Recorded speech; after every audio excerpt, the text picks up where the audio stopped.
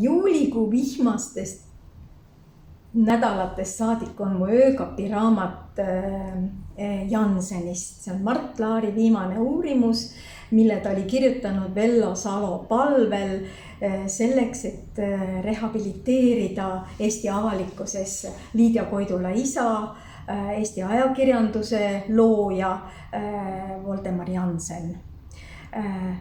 Ja ma loen, kui tore ja vahva ja pühendunud inimene ta oli. Ja kui ma mõtlen sellele, et ta oli 100 aastat peaaegu, et vääriti mõistetud, mitte piisavalt hinnatud, siis mul on kurb selle pärast.